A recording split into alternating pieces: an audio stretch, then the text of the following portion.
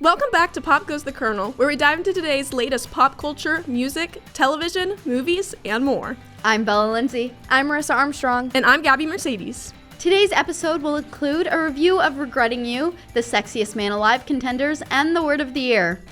Let's get popping.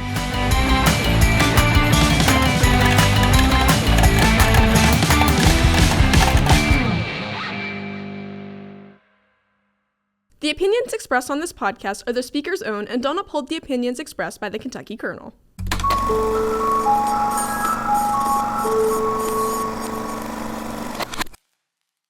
Over this past fall break, I got the chance to go see the new Regretting You movie in theaters. And let's just say, I think the director should have some regrets about this movie. Oh my gosh. I think that it was a good movie. I enjoyed watching it. I gave it a 4 stars. So I didn't hate it. But I do think there were a lot of issues with the plot and the pacing of the movie. So I'm going to dive into it a little bit.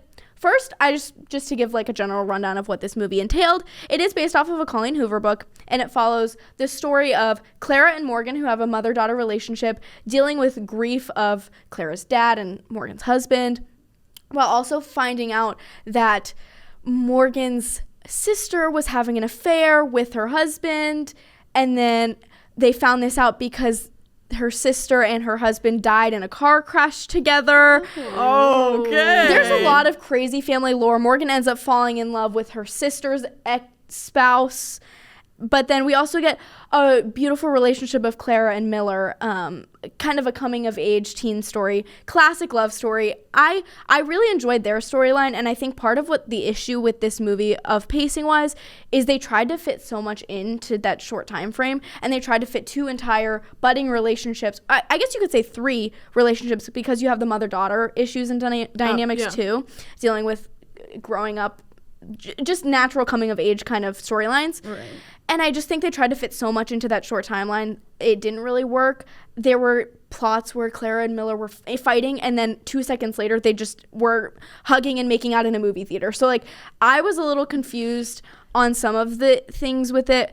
But with that being said, I did enjoy it. I think it was a good I think we're losing the art of a classic romance. Like, just there's no good romances in theaters anymore, and I think I needed something just chill and relax and not so serious, if that makes sense. And so I did enjoy that. And I will say, McKenna Grace, who played Clara, and Mason Thames, who played Miller, they are dating in real life.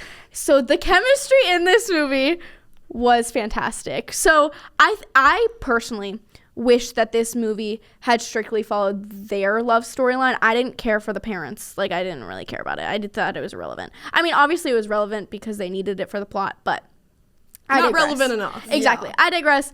I think I just love McKenna Grace and Mason Thames, so I'll say that. But I do think there was amazing acting in this movie. It's a stacked cast. Are you guys planning on seeing it? What are you thinking about Colleen Hoover adaptations? All of the things regarding this movie. Well, I know Dave Franco is in it too, and I love Dave Franco. I love the Now You See Me's. I do remember last spring semester scrolling on TikTok and seeing, McKenna and Mason's kind of like their hard launch TikTok. Yes! So I did love that. I haven't heard like the greatest things about this movie. Colleen Hoover's It Ends With Us also kind of left a bad taste in my mouth, but if you liked it, maybe I'll be willing to kind of give Colleen Hoover movies another shot, but I just haven't really heard anything great about it, and It Ends With Us really just left a bad taste in my mouth. Honestly, I'm right there with you, Bella. I haven't really heard great things about it. I'm planning to go see it probably next week because you know what? I kind of need just like a cheesy rom-com in my life. And it seems like this movie's kind of leaning towards it, but I feel like trying to keep up with 3 different relationships is a whole other thing. Much. And I mean, Colleen Hoover books, people will rave about them. My mother in particular, like that's how I really got to know her name, was my mom would talk about her. And then of course I have friends who would also talk about her. And then I was like, oh, maybe I should read some of the books. And then the movie started coming out. And now I'm in between just because I really haven't heard much about it. Maybe we need like new directors or producers. Maybe we need to switch it up a little bit. Maybe it's not the plot of the book itself. Maybe maybe it's the movie. Maybe it's like the people who are producing the movie. I will say I think a lot of Colleen Hoover adaptations have I think she blew up on Book Talk. Like, I think 2020 Book TikTok really set her forward and got Colleen Hoover's name out there, and all of these movie producers were like, we need to capitalize on this and give her all the movies. So essentially every single one of her books is getting a movie or a series. She has another movie coming out soon. They played the trailer for it before Regretting You in theaters. Yeah. And that one did not look good, I will say. I will not be watching that one. It made me upset. But I think it's time we retire her stuff. I'm not a fan, so I think time and place for Colleen Hoover. Okay, guys, the highly anticipated Stranger Things season 5 trailer finally came out. Oh my goodness. I watched it. I watched it recently when it came out, but before it was released by official trailers, I actually was scrolling TikTok late at night and I come across a vertical video and it says Stranger Things trailer. I was like, surely it cannot be. It's supposed to come out, in just a couple hours from when I was seeing this. And sure enough, it was leaked. It was released early. And so supposedly the producers were kind of scrambling to get that up on social media. But this is highly, highly anticipated. This is the final season for the show. This show I've grown up with this show. The show started in 2016. That's crazy. The actors have grown up with this show. I mean, what are your guys' thoughts on this? I think, firstly, I want to point out the leak of the trailer.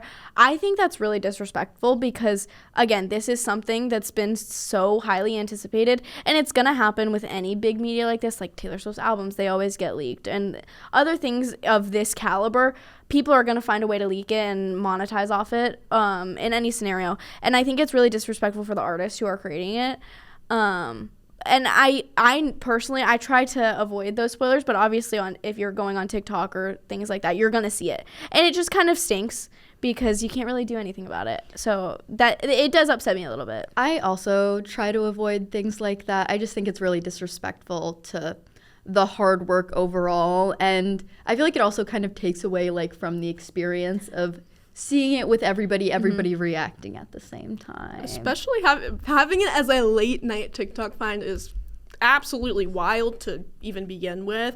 I mean, personally, I think I maybe watched 3 episodes of Stranger Things, maybe had it in the back.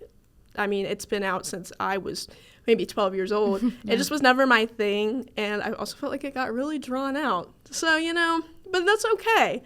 I'm happy that it's finally coming to a conclusion because those who are Stranger Things fans, they get that closure that they needed in their hearts. Yes, and I definitely think it's crazy seeing all the actors grow up too, as we've kind of been on this journey throughout the years. Like, you think of Millie Bobby Brown, she was essentially on the show since she was probably 12 years old. 11. 11. Get it? But yeah, she's been on the show since she was so young, and now look at her, she's married, she adopted a child this year. Like, she's a full grown woman now, and it's crazy that this show's really grown up with her, and we've grown up with the show. With all the actors, and everybody is just so excited for this. The first volume's coming out on Thanksgiving, the next on Christmas morning, and the next on New Year's, so they're splitting it up, and everybody's kind of in a tizzy. Who's gonna die? Who's not gonna die? Is everybody gonna die? Are we gonna wake up on Christmas morning and they're all everybody's dead? gonna be dead? What a Christmas present. That'd be crazy. Everybody's gonna be dead, but I guess stranger things have happened.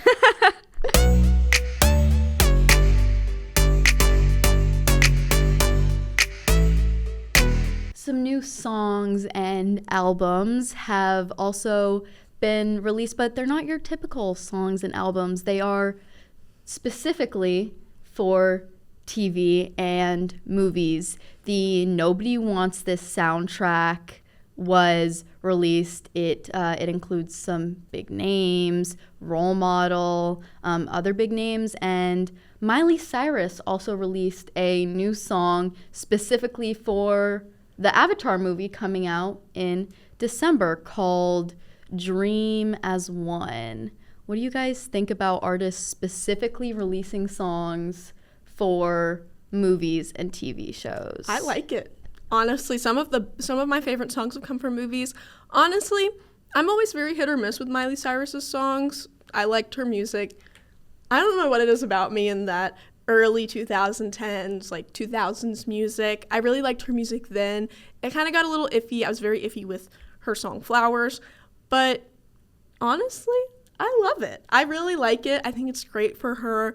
And I love getting to see her excel. Like that, getting to see her when she won her first Grammy, like let's get her another award for this song. Yeah, and I totally agree. I love kind of seeing artists collab with television shows because they not only cater the songs and write the songs for the show, so then you get music that fits perfectly into the show because they're writing for the plot. Some other examples from the past that I've kind of seen, Gracie Abrams wrote Cedar for a song, or for the show The Buccaneers, and I love that song. It's an amazing song because you can also listen to it separately, not even thinking about the show. I've never seen The Buccaneers, but I love that song. And I think it's a great way to draw people into a show too. If they like an artist and they hear that one of their songs is going to be in the show, they might go and watch the show. That happened to me for The Summer I Turned Pretty, ironically enough. I'd never heard about the plot. When the show originally aired, like first season, I watched it the first night it came out because Taylor Swift released This Love, Taylor's version, for The Summer I Turned Pretty. I remember that. And so I watched the show because Taylor Swift's songs were going to be in it. So I think it's a great way to draw people not only to the show from artists, and then vice versa. People are going to watch a show and then kind of draw into the artist. So I think it's a great resource. Exactly. Especially like speaking from my experience, I am much more inclined to listen to a song that's paired with something that I'm watching. For example, we talked about Grey's Anatomy last episode, and each title of each episode is a song, and they'll play the song in the episode. If I know the song, I'm more likely to click on that episode, or if I hear it within the episode, I'm more likely to listen to it. I've had that happen with How to Save a Life in particular. Yeah, great song. Breathe. I love gosh. Breathe. It's so good. And I feel like it just adds like a special touch to it because you're relating it with whatever you're watching. So I listen to these songs and I'm like, oh, Grey's Anatomy. And I love it. I've also started listening to some more Taylor Swift songs because of The Summer I Turned Pretty, which, as we all know, Marissa is her biggest fan. Hey, you know what? Yeah. So I'm just really happy to see Miley Cyrus getting the shot to be able to actually go out and do this. And especially for some artists, it's some of their bigger songs. Kendrick Lamar had All the Stars in the first Black Panther movie. Olivia Rodrigo had the song in the last Hunger Games movie. Great song. So I think it's also like a great opportunity for, I'm not saying Olivia Rodrigo is a small artist by any means, but again, like you were saying, appealing to a new demographic. And I always get really excited when artists release new songs, and they just make me really excited to listen. Tyler, the Creator, also recently released Chromacopia Plus, which is the deluxe version of his album Chromacopia on the anniversary of this album. When I saw this, I was super excited. I liked several of his songs from the first album, Sticky, Like Him. And when I think of a deluxe album, I think of, like 3 to 4 songs. And so I was really surprised to only see one on there. That's crazy. I thought the exact same thing. You'd think it's a deluxe album. You're getting a couple tracks. He should have just released it as a single on the anniversary, not said that this was Chromacopia Plus, because it's not. It's a single. But. I agree. For me, with Tyler, the Creator, and it kind of happened with this song too. It was called Mother. For me, listening to Tyler, the Creator songs, it's really a hit or miss. When I like one of his songs, I absolutely love it. Like, Sticky was just, I could not stop listening to it. I still listen to it. Girl, me too. It's okay. It was one of those that just sticks in your head. Exactly. But when I don't like him, I really just don't like the songs. It's just not my type of music. I think his overall discography, it's just not for me. It's not catered for me. And that's kind of how I felt about this song. I know some people that really loved the song, and I think a lot of his diehard fans have really, really liked it. So I'm happy for them, but it just wasn't my cup of tea. I am very hit or miss with Tyler, the Creator. I mean, granted, I still know him from his Vine days. That was his whole thing. And so seeing him release music is so weird to me still. I really liked Sticky. I really liked Like Him. I've yet to listen to Mother, but I've also heard mixed reviews on it. And he's like somewhat of my cup of tea, I guess is my way to put it. And honestly, I'm okay not listening to the song just for the sheer fact that it's one song and it's so late off. The album is already really good, I feel. So, I don't know. Maybe we could have had at least 3 or 4.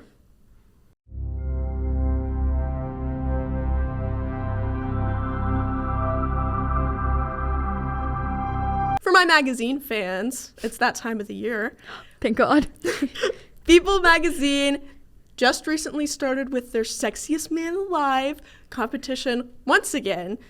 Let's do a little bit of a recap with it. People voted, of course, for certain subcategories of who they thought the sexiest men were in each category. So, starting off with our sexiest green flag, we know him, we love him, Conrad Fisher. Absolutely. I mean, who's surprised? He's the biggest green flag alive, you know? And I guess now People Magazine is going to be hashtag Team Conrad. Don't blame him. Sexiest country star, Riley Green. Let's talk about a name that popped out of nowhere. Hello. Sexiest 40-year-old, Derek Huff. Didn't see that one coming. Crazy. What a take. Like, wow. What a take. I will say that he was up against some pretty big names, specifically Formula One star Lewis Hamilton and oh my gosh. I didn't know Derek Huff had such a reach to all fandom. the people. Yes, yeah. Who knew?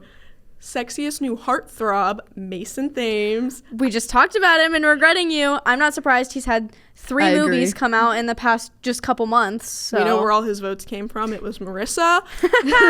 But you know what? Any of these like really take you by storm, really surprise you? I mean, obviously, I love Mason Thames. I'm glad he made it to this list. I do want to point out one more category. Sexiest TikTok star.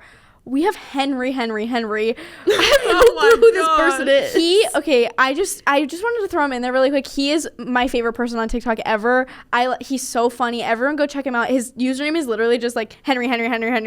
And he's so funny. I just wanted to throw that out there because I didn't ever think he was that big to make it to this list, but the fact that he won was kind of crazy to me because it kind of brought me to reality that everyone knows Henry, or more people than just me know who Henry is. So very happy to see that one on this list. But I think the contenders are really good right now. Staying on that topic about contenders, we have some rumors kind of going around of who the sexiest man alive is going to be for this year. Pedro Pascal. Personal fave. Jensen Ackles, Jeremy Allen White, Jonathan Bailey, and of course, Glenn Powell. Now, who do we think it's going to be, ladies?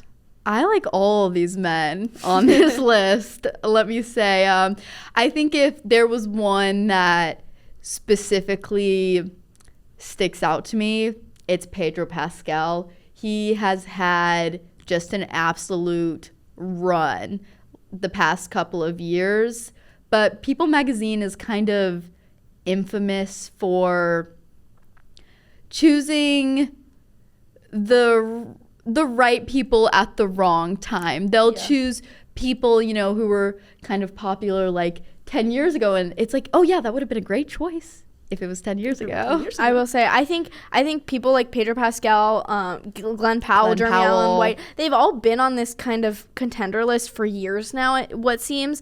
And the fact that they haven't been chosen yet, I think speaks a lot to People Magazine's volume. And like, they're not really going for what the people want, I think. Which, ironic enough, that's the name of your magazine. But exactly. I mean, especially with Jeremy Allen White, we saw how he blew up with his Calvin Klein commercial. Everybody loved it.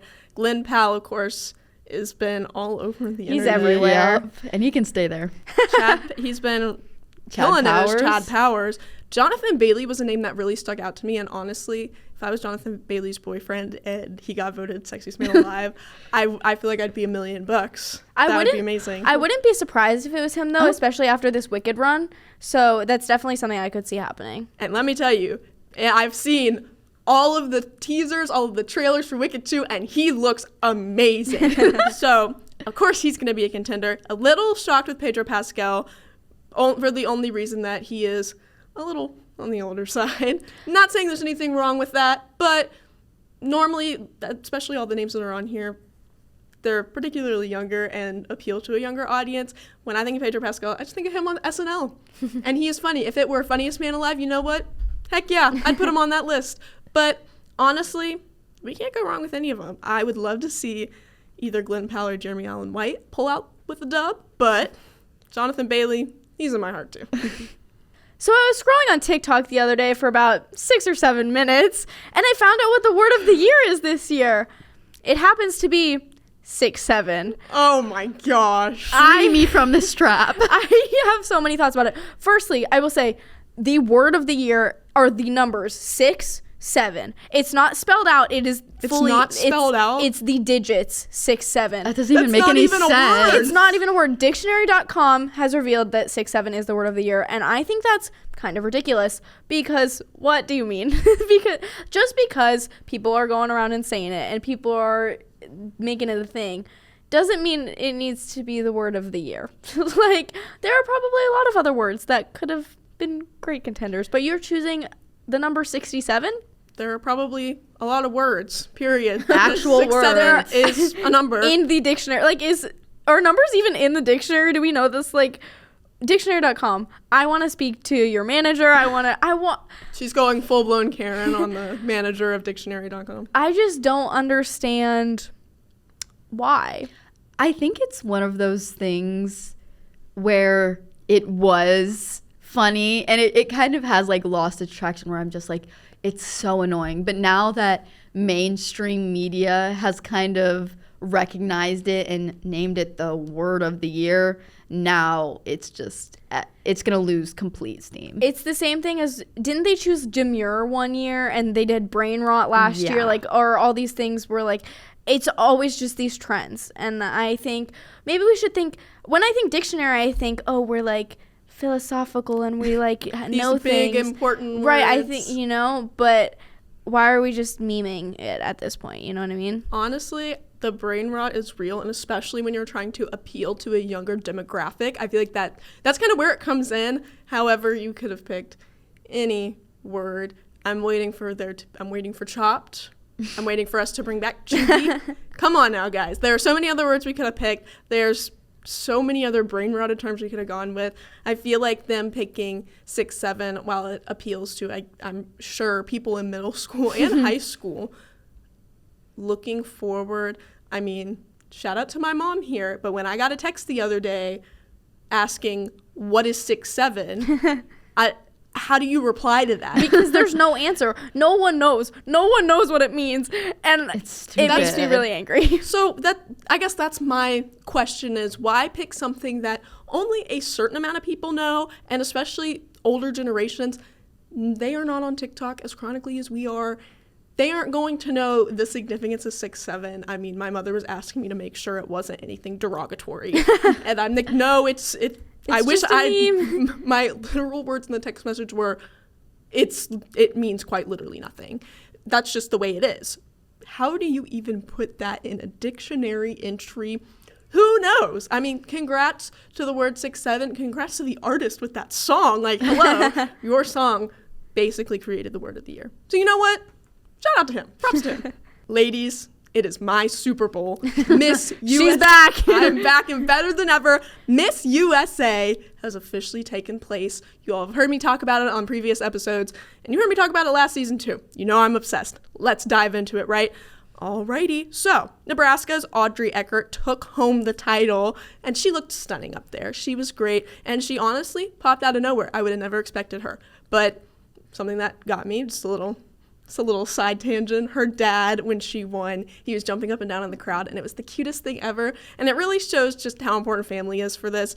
But honestly, watching the whole thing, there wasn't a single contestant up there that was not deserving of the crown. If you were to go back and watch it, every woman was amazing. The delegates were perfect this year, and that doesn't happen often. There isn't one person where you're clenching your teeth and crossing your fingers for, because I think I had maybe 8 or 9 that I really wanted to take home the crown, and you know what? I was fine with any of them.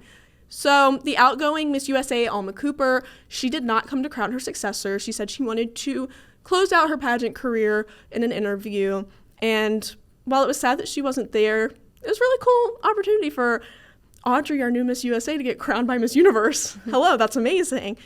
However, what I really want to point out, we had some judges that were actually phenomenal. Now, starting out with our big name that all of us here on this podcast, I'm sure, know. We've talked about Dancing with the Stars quite a bit. Their very own Dancing with the Stars pro, Sasha Farber, was one of the many judges they had for the finals night. He was in charge, of course, of helping pick Miss USA. Every time I'd see him, I'd get all excited. I'd be like, oh, Sasha, you're glowing. And I loved it. Also, the Valley's Nia Sanchez was also on there. For my Bachelor baddies, we also had Jade Roper-Tolbert. She also judged. Continuing on, fashion designer Kenneth Barlas. And rounding out, international model scout Hannah Edwards also judged the competition. Now, each year, they tend to pick some pretty big powerhouses from different aspects to judge, because for those of you who don't see it as much, Miss USA is very much based off of you have to have that certain beauty aspect. You have to carry yourself with poise. You need to be in shape, but also you have to be able to speak well on an international stage, a national stage at that. You need to be very well-rounded as a whole and just have that it factor about you. Of course, you're competing against hundreds of other countries. You have to be top-notch. So these judges clearly had a very hard time picking this year. But let's say, here a little scenario, let's say we were all placed on the judge selection committee, because you know what, that'd be a dream. If I'm not a judge, of course, I would like to know, who would you guys want to see as judges, maybe like for next year? Okay, you guys are going to flame me for this take, and I think you're going to laugh. You're going to laugh, but I think this person she knows what she's talking about. She would be able to judge these women. I'm putting down Abby Lee Miller. Think about it. Think about it. No. Think about it. Because I think she's grown up in the dance world. She knows how to judge dancers. She knows how to judge young women. And I think while she may give some polarizing takes, and she kind of is a little crazy in reality TV, I think she might be a fair judge. I think she could be a good judge. Honestly, Maybe. I see it, because we also saw how she had her girls. She had her girls singing. She had them basically media trained. Like they were very well rounded. They did it all. And I mean, come on, if Maddie Ziegler were to have competed for Miss USA, she probably would have been in the top 10, top 5, and Abby would have been like, oh, I did that. I've seen her judge on Abby's Ultimate Dance competition growing up. Like I could see her judging this too. What about you, Bella? I know we're kind of like tired of talking about Wicked, but I think any of the Wicked big 3, Cynthia Erivo, Ariana Grande, or Jonathan Bailey specifically, all have that it factor that you're talking about. Another name that just came to mind, Alona Mar. I think she's I could 110% see that. Really good pick. Especially since Miss USA, it's very much an empowering women. And that's with really any title you hold. You've heard me talk about Miss America, very empowering. Same thing with Miss USA.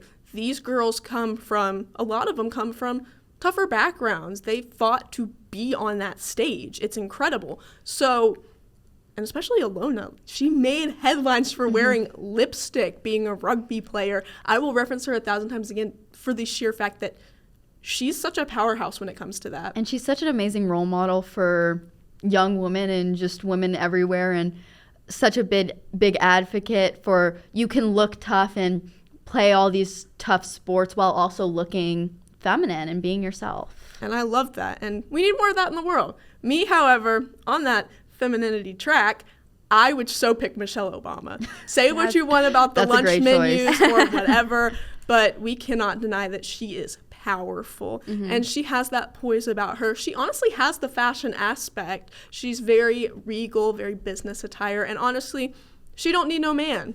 We saw her when she was the first lady in the White House.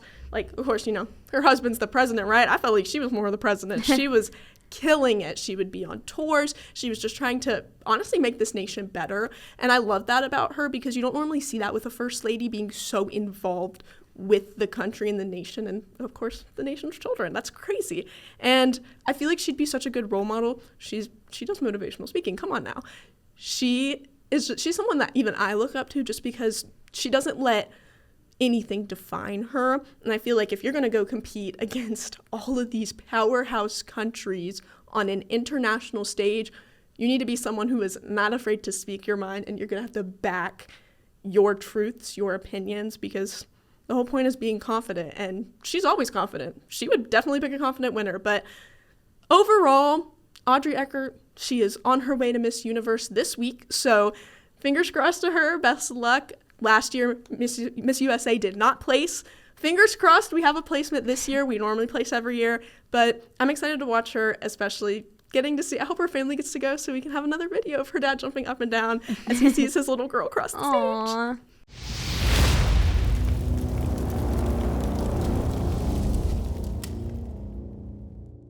Ladies, is it getting hot in here? I think I know why. It's time for hot takes, right? Oh my goodness. All right. Welcome to this week's hot takes. Let me tell you all, I'm very passionate about this one. People magazine is out of touch. Out of touch. We need to be a little more revolutionary. We need to be, up to date, because we all know their readers are people around our age. It's Gen Z. Come on now. Get in touch. Get with the program. I think when they get it really right, like they did Chris Evans 2 years ago, it's amazing. Was the one. It's perfect. Everybody loves Chris Evans. It doesn't matter if he's in a Captain America movie at the time. Everybody loves Chris Evans. But last year was John Krasinski, and that's when all the big Pedro Pascal buzz was going, and we were all just like, huh? Like, should have been him. You should have done that when he was at the height during The Office. I don't know. I just think that they kind of suck at really picking people's brains in this particular category. And something else that I really think sucks, not just the movies, the books too. I hate Colleen Hoover. I really, really, really dislike her. I've tried to read a book. I've tried to read several books, and I've never been able to get through them. I walked out of It Ends With Us. I really don't want to go see Regretting You. She just leaves a really, really weird and bad taste in my mouth. I agree. I think Colleen Hoover kind of writes for millennial moms in my head. I have never really supported her. I've never sought out one of her books because I think they're just kind of bad. I've seen people read them, but I've never heard great things about any of them. So I definitely agree with you on that. My take for the day is I think that the word of the year should not be memes anymore. Like, I think we need to kind of tone it back and think of an actual word to define what the year meant to us rather than a word that just was a meme for a short period of time. Now, hear me out, Marissa. I'm going to have to say, no. Come on now. Brain rot is everywhere. And quite frankly, I'm also affected by it. I can't lie. Now, granted, maybe we should pick a word that isn't a number. But like I said, I'm still waiting for the word chopped. Come on now. Oh my God. And honestly, if we're going to define this one year as a word, chopped would be it. That's the one. Or something like Shayla. My Shayla. Imagine your name being the word of the year. Aww. Like, I don't know. I think we should keep it the brain rot. I think it makes it a little more special. And if you execute it the right way, it'll make sense to just about everybody. We hope you enjoyed this week's episode. Be sure to check out our website at kykernel.com. And be sure to follow us on all social media platforms. That's X, Facebook, Instagram, TikTok, YouTube, and Spotify. Thanks for tuning in to Pop Goes the Kernel. See y'all next week.